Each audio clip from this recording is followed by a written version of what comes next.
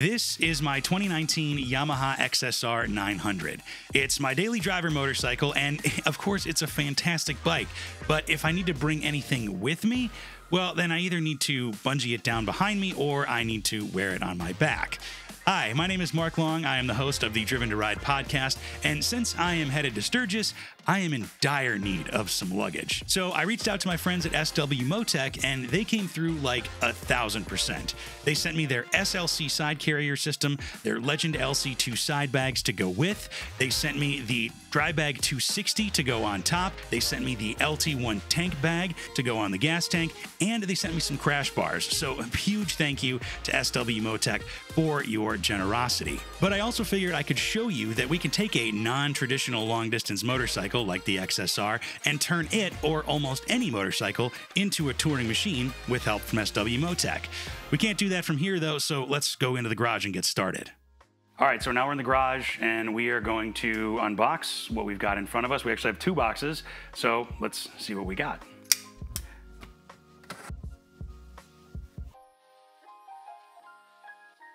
This is the smaller of the two, I guess. Smaller? I don't know.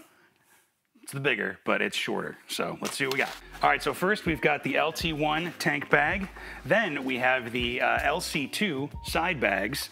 On top of that, we have our Drybag 260. We have the SLC carriers to put on the motorcycle to attach these side bags. And we've got the crash bar. So let's get started and get it installed on the motorcycle. So we're going to start with installing these SLC carriers, which SW-Motech makes for like dozens of motorcycles, and they make different bags that you can use with them as well.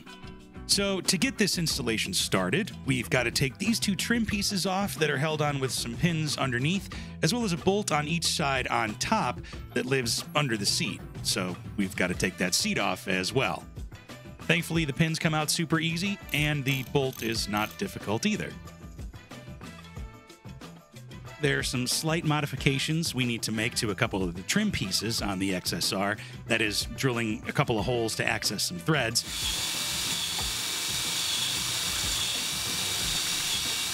Which, with a step drill, looks almost stock. We cut those holes because there are little threads on the frame or the subframe there, and you need to make holes in the trim pieces so they will fit.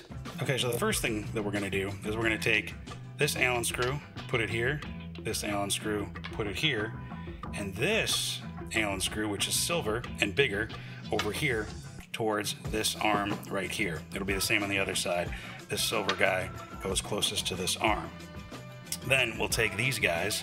You see how this has a flanged end and a flat end, and we will put these flanged end up just like that. So stack them there, do the same over here, and again, this guy is special because not only do we use the flanged end there, we actually have a spacer as well that has kind of a land groove in there, and then we have a flanged end as well on the end. So what we're going to do is we're going to kind of place it like that in there, and that is how that is going to fit. So we'll start with this one. We've got some thread locker on it already. After we get these guys into the SLC carrier, we reinstall the trim pieces on either side of the motorcycle. They just pop right back into place, and then we replace the bolt that we unbolted.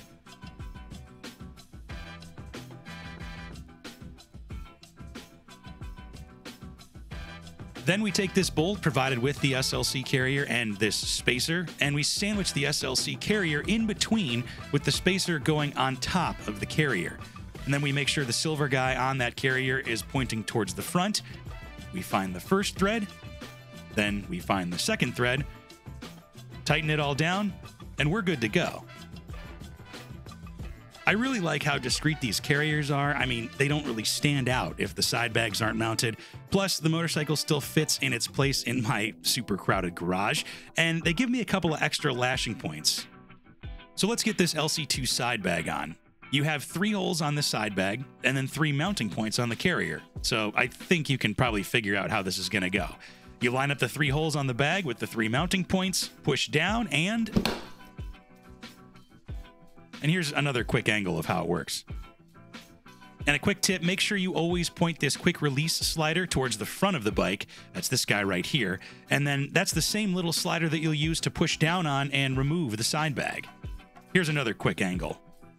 So these LC2 side bags are made from waxed canvas, which are tough and should provide some great weather protection. But in case you're worried about heading into like a downpour or something, SW-Motech includes these dry bag inserts with the bags that are actually waterproof, so your stuff is plenty safe inside. Closing the bag is pretty simple as well. You just roll the top down, clip the main buckle, and tighten down the side buckles.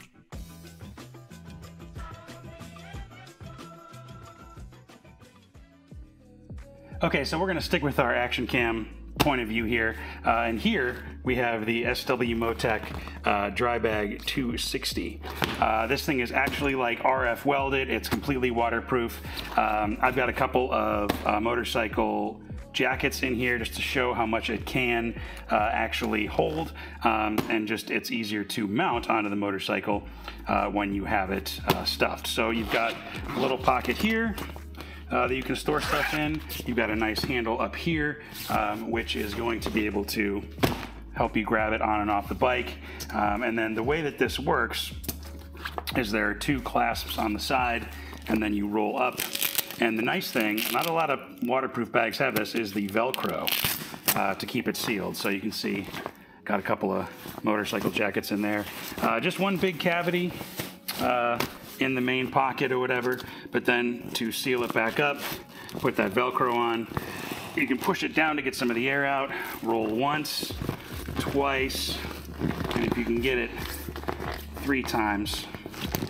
So then that is completely waterproof. Now, again, I just shoved some motorcycle jackets in here just to show you, but then the clasp on the side, hold it down, keep it nice and tight, and once you've got it packed, then it's time to get it mounted. Okay, one quick note on the attachment points. One is a male and one is a female. So make sure you take that into consideration when you install your straps, unlike I did. Otherwise, you're gonna have to do it again, like I'm doing. So after we slap the bag on the back of the bike, we've got to find our 4 lashing points. And luckily, these SLC side carriers actually serve as 2 of them. The other 2 are further forward on the bike's frame. Again, be super mindful that you're looping the lash strap that corresponds to the complementing end on the dry bag. I know it sounds complicated, but thankfully that's pretty much the most difficult part of this entire install. So now that we're looped, we can buckle the buckles, tighten the straps. Now we're secure. And as a good Midwesterner would say, that's not going anywhere. Oh, also, if you've got a bunch of extra material hanging down from your straps, that's okay, it's just not safe. So what we'll do is we'll roll the fabric up and then secure it with the strap keeper for some peace of mind.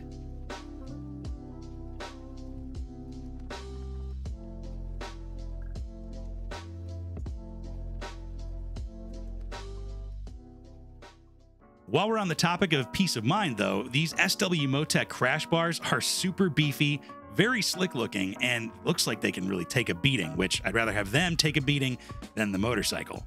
Plus, they're actually really easy to install. First, we're going to put a jack under the engine just to be safe, and then we're going to decide which side of the bike we want to start on. You only want to do this one side at a time, because we're going to take out 2 of the engine mounting bolts.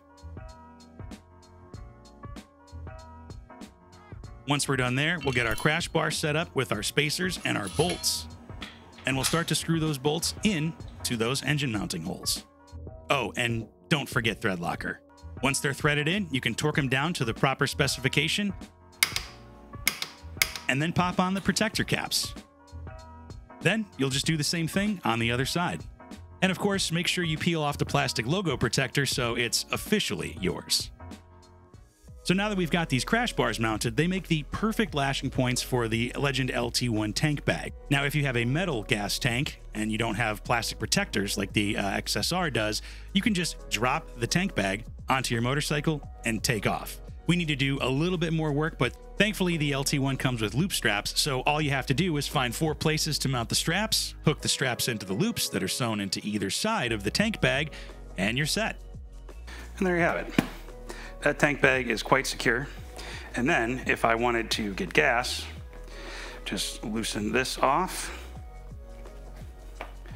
Loosen this off. Boom, there's my gas tank. So at this point, you're probably thinking like, Mark, that's great. You installed all this stuff on your motorcycle, but what can you actually pack in it? Well, I'm happy to say that I can pack everything I need for my 8-day trip to Sturgis from Chicago and back, and that's everything. That includes clothes, toiletries, tech, snacks, and all my camping gear. So let's dive into what goes where. First, the Drybag 260 holds all my camping gear, because we don't want to get that wet, which includes the tent, sleeping bag, sleeping pad, and the pillow. The left LC2 side bag holds just a couple of things, but since my clothes and toiletries take up a bunch of room, they thankfully fit perfectly in there. On the right side, the LC2 bag holds all my important stuff, the Fix-A-Flat and the rain suit, plus all my recording gear and the cameras that aren't in there because we're using them right now.